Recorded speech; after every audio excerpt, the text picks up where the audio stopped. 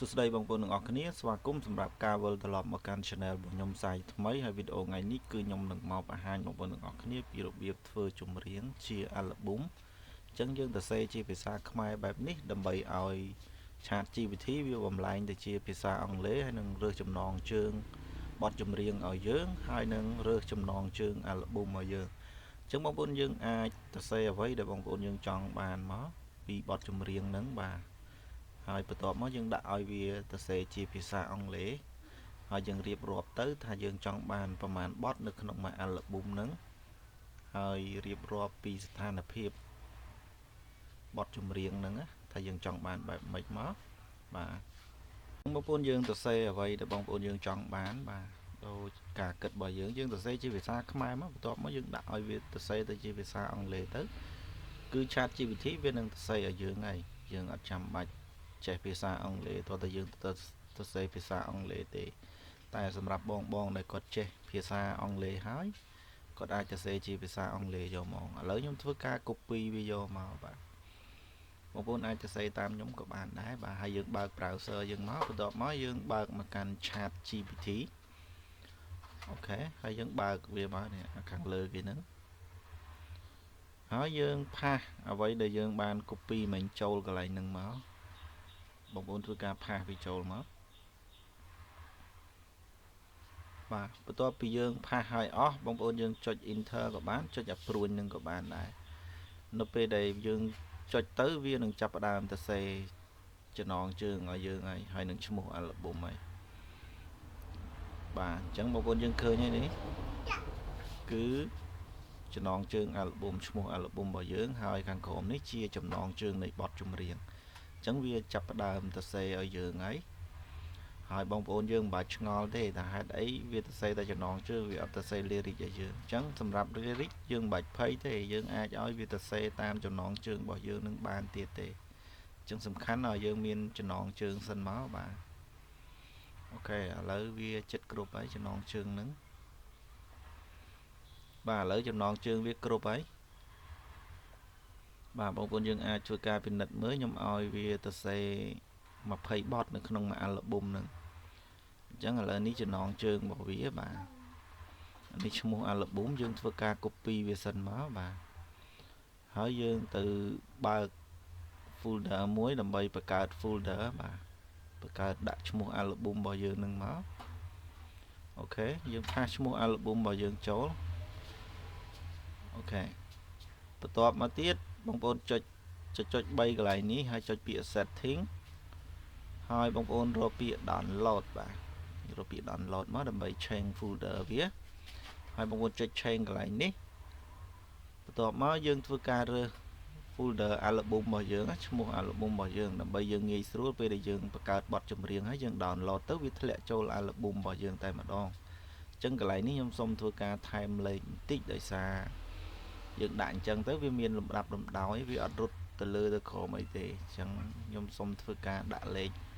អាល់ប៊ុមរបស់យើងសិនអូខេបន្ទាប់មកខ្ញុំចុច select folder ហ្នឹងបាទតែប៉ុណ្្នឹងទៅយើងខ្វែងវាចោលទៅបាទហើយយើងបើកផ្ទាំងមួយទៀតយើងទៅបើក Sono បាទបងប្អូនធ្វើការបើក website Sono មកអូខេហើយយើងរកចាំវាបន្តិចបាទអញ្ចឹងវាចេញមកហើយបងប្អូនយើងឃើញ credit រៀងច្រើនដោយសារខ្ញុំប្រើបង់លុយតែចិត្តអស់ហើយបាទចុច create song មកបង់$10ប្រើបានតែប៉ុន្មានអាល់ប៊ុមចង់អស់ហើយបាទអញ្ចឹងយើងចូលមក Chat GPT របស់យើងវិញហើយយើងទៅសេនៅខាងក្រោមនេះយើងសរសេរ01មកបានន័យថាយើងចង់បាន lyric បទចម្រៀងទី1យើងគ្រាន់តែសរសេរប៉ុណ្្នឹងហើយយើងចុច enter ក៏បានយើងចុចអាព្រួញនៅផ្នែកខាងស្ដាំហ្នឹងបាទយើងចុចអាហ្នឹងក៏បានដែរពេលដែលយើងចុច enter ហើយឥឡូវវាចាប់ផ្ដើមទៅសេ lyric ហើយនឹងដាក់ style ឲ្យយើងហើយអញ្ចឹងបងប្អូនយើងឃើញចំណងជើងអានេះជា style នៃបទចម្រៀងហ្នឹងហើយនឹង lyric បទចម្រៀងគឺបានមកហើយអញ្ចឹងយើង copy ចំណងជើងបទចម្រៀងរបស់យើងសិនមកបន្ទាប់មកយើងចូលមកកាន់ Sono វិញហើយផាសចំណងជើងបទចម្រៀងចូល តបមកយើងចុចកន្លែងនេះដើម្បីយើងរើសឲ្យអ្នកច្រៀងយើងប្រុសឬមួយក៏ស្រីបាទអញ្ចឹងបងប្អូនយើងចង់ឲ្យប្រុសច្រៀងរើសប្រុសទៅខ្ញុំចង់បានស្រីខ្ញុំរើសយកស្រីហើយយើងបិទវាវិញមកបន្ទាប់មកយើងធ្វើការទៅ copy style នៃបទចម្រៀងហ្នឹងបាទយើង copy វាមកបាទបន្ទាប់ពីយើង copy យកមកផាសកន្លែងពាក្យ style នេះហើយយើងបិទវាចោលដែរមកដើម្បីកុំឲ្យច្រឡំហើយយើងទៅ copy lyric បាទបងប្អូនយើងធ្វើការ copy lyric មក copy អស់មកឲ្យដល់ outro វានេះហើយយើងយកវាទៅផាសនៅក្នុង lyric កន្លែង sono នេះបាទបើសិនជាបងប្អូនយើងប្រើ free ឬក៏បើកមកដំបូងវាចេញកន្លែងដូចខ្ញុំប្រាប់ខាងលើនឹងអញ្ចឹងណាអញ្ចឹងបងប្អូនរើសយកពាក្យ custom មកដើម្បីយើងអាចដាក់ lyric បានហើយបើខ្ញុំនេះវាជាប់ pro ដោយសារខ្ញុំប្រើបង់លុយអញ្ចឹងបើបងប្អូនយើងប្រើ free អានឹងវាចេញ 4.5 all អញ្ចឹងទៅបាទអូខេឥឡូវយើងធ្វើការផាស lyric យើងចូលមកបាទបន្ទាប់ពីយើងផាសហើយយើងចុចពាក្យ create យកតែម្ដងទៅអូខេយើងចុច create ហើយយើងរងចាំវាបន្តិចហើយយើងបើកមកឆាត GPT យើងអាចទៅសេចំណងជើងទី2របស់យើងបានយើងគ្រាន់តែដាក់02ទៅគឺឆាត GPT វាដឹងថាយើងចង់បានអីហើយបាទអូខេឥឡូវវាចាប់ផ្ដើមទៅសេឲ្យយើងទៀតហើយយើងធ្វើការ copy ចំណងជើងនឹងទៀតមកបាទអូខេយើង copy ចំណងជើងបទទី2មកហើយយើងបើកមកកាន់ Sono របស់យើងប៉ុន្តែបើសិនជាបងប្អូនយើងប្រើលក្ខណៈ free អាកន្លែងនេះអត់ទាន់ generate ចប់បងប្អូនយើងអត់អាចធ្វើការ generate បទថ្មីបានទេតែបើប្រើលក្ខណៈបង់លុយដូចរបស់ខ្ញុំនេះយើងអាច generate តបានទោះវាអត់ទាន់ចប់ក៏ដោយបាទឥឡូវខ្ញុំ copy style ទៀតមកអូខេហើយយើងលុប style ចាស់ចោលយើងផាស style ថ្មីហើយយើងបិទវាវិញទៀតមកបាទបន្ទាប់មកយើងធ្វើការទៅ copy lyric បាទយើងលុប lyric ចាស់នេះចោលហើយយើងធ្វើការ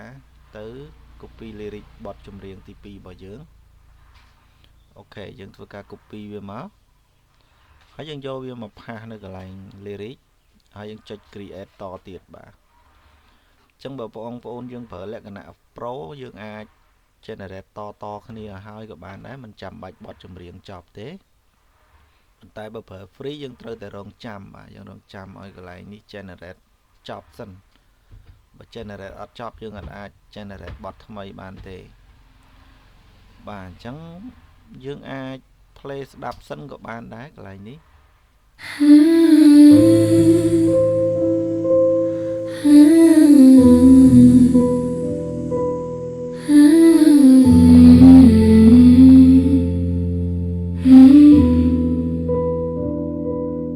Gave you all my fragile days,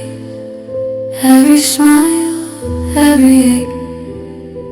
I loved you in 1,000 ways, but you barely stayed. បាទអញ្ចឹងបងប្អូនយើងឃើញហើយឥឡូវខ្ញុំ play មកបទទៀតបាទដើម្បីឲ្យបងប្អូនយើងមើលហើយខ្ញុំ play មកបទហើយយើងអាចស្ដាប់បានថាតើបទណាដែលយើងចង់បានអញ្ចឹងណាយើងធ្វើការស្ដាប់វាទៅបើបទណាយើងគិតថាព្រោះយើង download យកបទហ្នឹងទៅបាទឥឡូវខ្ញុំស្ដាប់មកបទ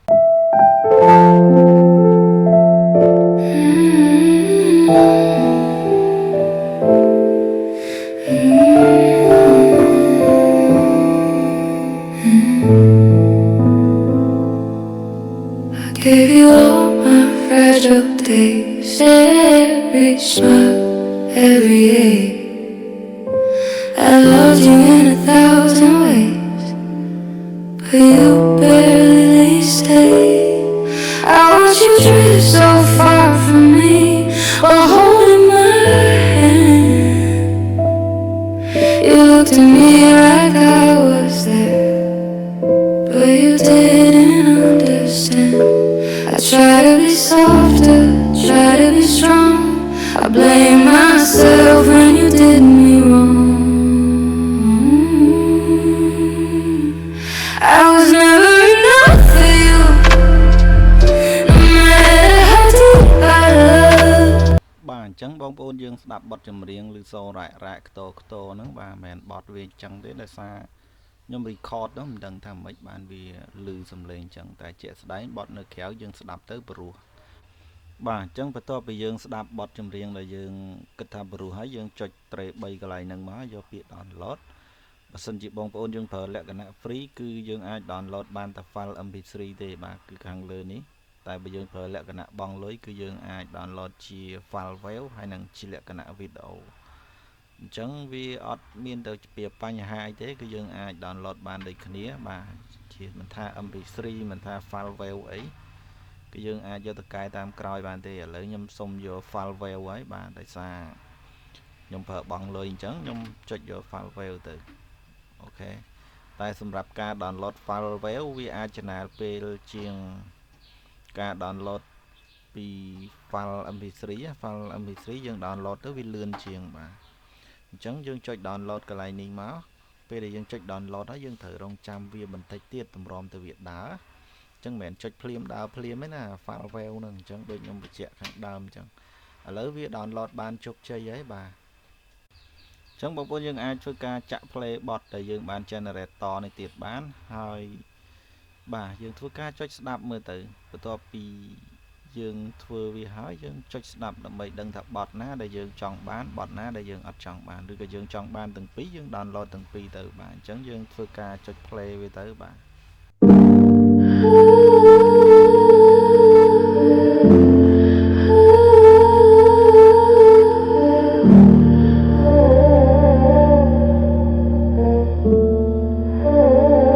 You used to look at me like home. Now I'm just someone you know. Your eyes don't stay on mine anymore. They're already letting go. I feel you fading even when you're near. Your touch don't feel the same. I'm standing right in front of you, but you don't say my name.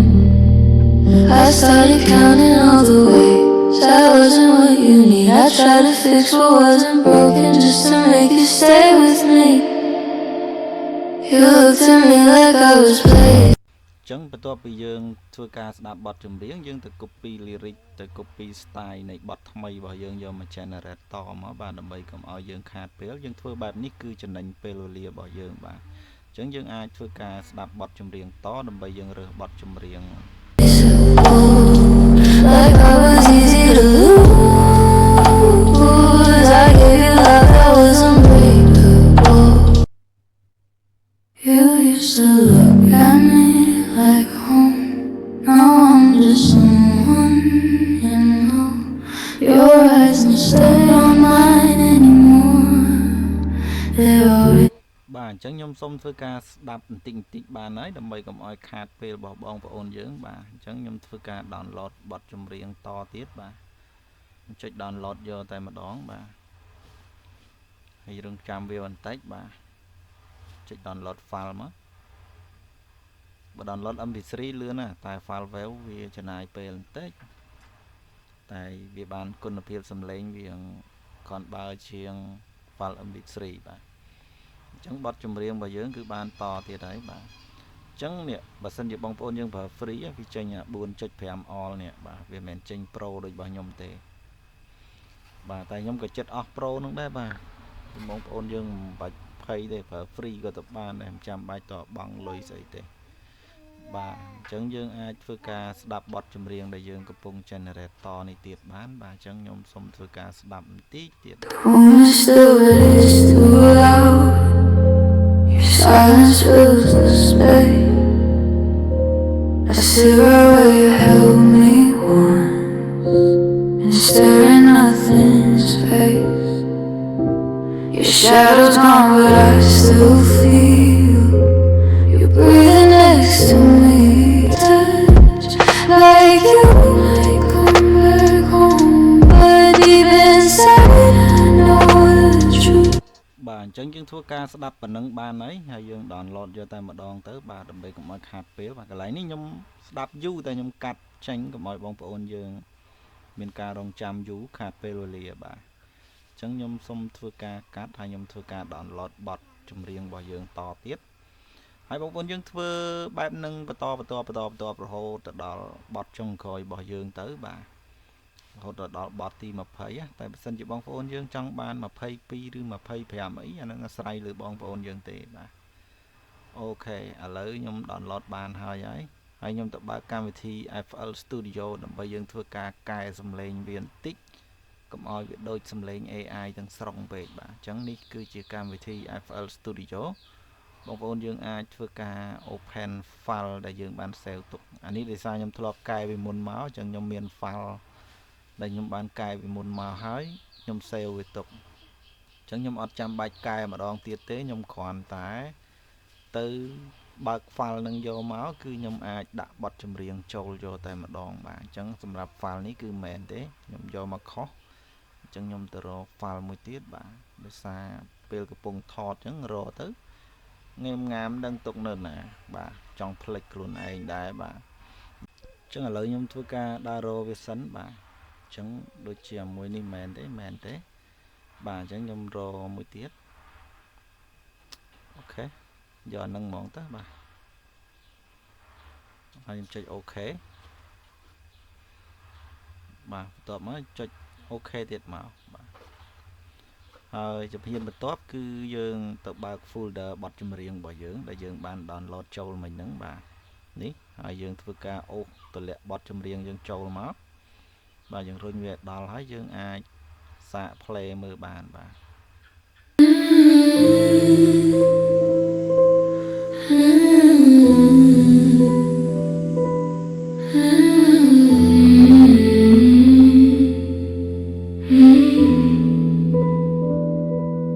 Gave you all my fragile days, every smile, every ache. I loved you in 1,000 ways, but you barely stayed. I watched you drift so far from me, while holding my hand. បាទអញ្ចឹងយើងធ្វើការស្ដាប់ប៉ុណ្ណឹងបានហើយបាទកុំឲ្យវីដេអូយើងវែងពេកបាទអញ្ចឹងនេះគឺជា file ដែលខ្ញុំបានកែហ្នឹងនេះគឺអ្វីដែលខ្ញុំបានដាក់បងប្អូនអាចដាក់តាមហ្នឹងក៏បានដែរយើងមានការសរេស្រង់អ្វីបន្ថែមតាមដែលបងប្អូនយើងគិតថាបរោះទៅណាអានេះវាស្ដាប់ខ្ទាល់ដោយសារខ្ញុំ record អញ្ចឹងទេតែបទក្រៅវាមិនអញ្ចឹងឥឡូវខ្ញុំចុច export បទចម្រៀងហ្នឹងខ្ញុំយក file wave បាទបន្ទាប់មកខ្ញុំរើស folder ដែលខ្ញុំចង់ដាក់បាទគឺ folder lyric របស់យើងនេះបាទ album ហ្នឹងហើយយើងបង្កើត folder មួយទៀតយើងដាក់ថាម៉េចបាទដើម្បីយើងយកអាបទចម្រៀងដែលកែហើយដាក់ចូលក្នុងហ្នឹងកុំឲ្យវាមានការច្រឡូកច្រឡំគ្នាអូខេបន្ទាប់មកយើងបើកហើយយើងអាចចុច save វាបានបាទប៉ុន្តែមុននឹង save បងប្អូនត្រូវដូរឈ្មោះវាសិនយើងទៅ copy ចំណងជើងបទចម្រៀងរបស់យើងសិនបាទអញ្ចឹងយើងធ្វើបទទីម៉ានយើងទៅ copy ចំណងជើងបទហ្នឹងមកអញ្ចឹងដូចខ្ញុំនេះខ្ញុំធ្វើបទទី1អញ្ចឹងខ្ញុំនឹងទៅធ្វើការ copy បាទយើងបើក folder ចម្រៀងយើងមកយើងចុច rename វាមកបាទកន្លែងចុច rename ចុច copy ហើយយើងយកមកផាសកន្លែងនេះបាទដើម្បីយើងធ្វើការបដូរឈ្មោះវាហើយយើងចុច save មកបាទចុច start ទៅហើយយើងរងចាំឲ្យអាកន្លែងនេះដើរឲ្យចប់បាទកន្លែងហ្នឹងបងប្អូនយើងធ្វើការរងចាំវាទៅវាលឿនឬយឺតវាអាស្រ័យទៅលើនីតិនៃបទចម្រៀងរបស់យើងដែរទេបើសិនជាបទយើងវែងអាកន្លែងហ្នឹងក៏វាយូរទៅតាមនឹងដែរតែបើបទយើងអូខេយើងគិតថាបទយើងរៀងខ្លីវាក៏លឿនទៅតាមនឹងដែរបាទអញ្ចឹងបទយើង export ចប់ហើយយើងអាចទៅបើក folder របស់យើងបានដើម្បីធ្វើការស្ដាប់បទដែលយើងបានកែហើយនិងបទមិនទាន់បានកែឥឡូវយើងស្ដាប់បទអត់ទាន់បានកែមុនបាទធ្វើការចុច play វាមក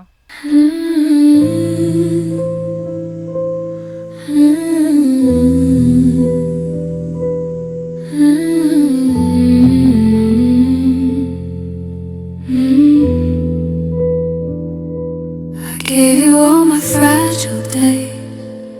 every smile, every ache.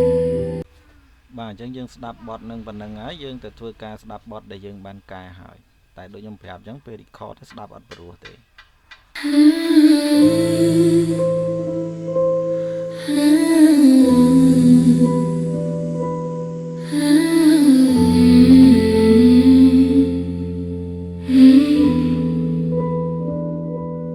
Gave you all my fragile days, every smile, every ache. I loved you in 1,000 ways, but you barely stayed. បាទអញ្ចឹងយើងធ្វើការស្ដាប់ប៉ុណ្ណឹងបានហើយបាទយើងកុំស្ដាប់វែងពេកបាទអញ្ចឹងយើងធ្វើការបិទវាមកហើយបងប្អូនយើងធ្វើបទចម្រៀងបន្តរហូតទៅដល់បទចុងក្រោយទៅហើយខ្ញុំនឹងសុំស្កប់វីដេអូយើងតែប៉ុណ្ណេះហើយចាំតវីដេអូយើងនៅបទទីចុងក្រោយដែលខ្ញុំបានធ្វើអញ្ចឹងបាទអញ្ចឹងឥឡូវខ្ញុំបានធ្វើគ្រប់20បទហើយបាទគឺមួយអាល់ប៊ុមរបស់ខ្ញុំហ្នឹងខ្ញុំបានធ្វើចប់អស់ហើយអញ្ចឹងបងប្អូនយើងអាចមើលបាននេះគឺបទទី20របស់ខ្ញុំហើយយើងចូលមក Chat GPT របស់យើងវិញហើយវានឹងដាក់ប្រាប់យើងថាអបអសាទរអាល់ប៊ុម20បទរួចរាល់ហើយអញ្ចឹងទៅអញ្ចឹងបងប្អូនយើងអាចទៅសេតាមខ្ញុំទៀតបានបាទយើងទៅសេដើម្បីយកព្រមបង្កើតជារូបភាពសម្រាប់ដាក់ cover នៃបទចម្រៀងរបស់យើងណា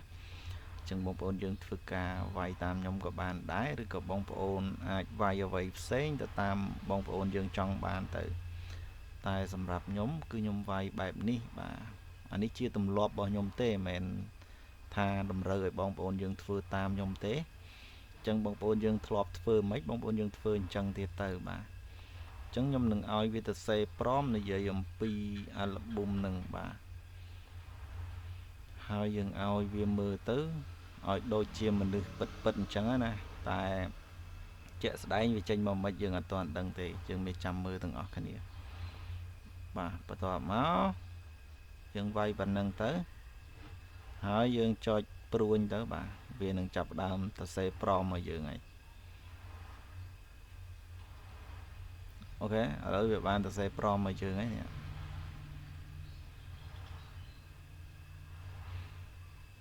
អូខេឥឡូវព្រមរបស់វាគឺទៅសេបានរួចរាល់ហើយយើងអាចធ្វើការ copy ព្រមនឹងបានហើយយើង copy វាមកតបមកយើងបើកផ្ទាំងមួយទៀតបាទហើយយើងវាយពាក្យ Wishlet អូខេកន្លែងនេះមិនដឹងវាយត្រូវខុសទេបងប្អូនវាយតាមខ្ញុំមកហើយយើងឃើញខាងលើគេនេះបាទ lab.google ហ្នឹងយើងចុចលើវាទៅហើយយើងយកកន្លែង wish នេះកន្លែងពណ៌លឿងហ្នឹងបាទបើសិនជាបងប្អូនយើងអត់ទាន់ log in account ទេវានឹងទាមទារយើង log in ហើយអញ្ចឹងយើង log in ហើយយើងចុចពាក្យ enter tool មកបាទនេះកន្លែងនេះបាទអូខេបន្ទាប់មកដល់ត្រង់នេះបងប្អូនយើងធ្វើការផាសព្រមដែលយើងបាន copy មកហើយយើងកន្លែងនេះយើងអាចធ្វើការរើសទំហំនៃរូបរបស់យើងបើយើងយក YouTube យើងយកអាហ្នឹងទៅតែខ្ញុំយកដាក់ក្រុមហ៊ុនកម្មសិទ្ធិបញ្ញាគឺខ្ញុំយក4ជ្រុងបាទអញ្ចឹងខ្ញុំរើសយក4ជ្រុងហ្នឹងហើយបាទបន្ទាប់ពីយើងរើសហើយយើងអាចធ្វើការផាសព្រមយើងចូលឬក៏យើងផាសព្រមមុនក៏បានដែរអត់ទាស់អីទេហើយយើងចុចព្រួញទៅមុខទៅនោះវានឹងចាប់ផ្ដើម generate រូបភាពឲ្យយើងទៅតាមព្រមដែលយើងបានទៅសេហ្នឹងណាអូខេអញ្ចឹងរូបភាពគឺបានចេញមកហើយនេះគឺវាមិនទៅដូចជាមនុស្សពិតអីហ្មងទេអានេះវាអាស្រ័យលើព្រមរបស់យើងទេព្រមយើងខ្លះគឺចេញមកដូចហ្មងតែព្រមនេះចេញទៅដូចអត់ដូចឥឡូវខ្ញុំ generate មួយទៀតបាទ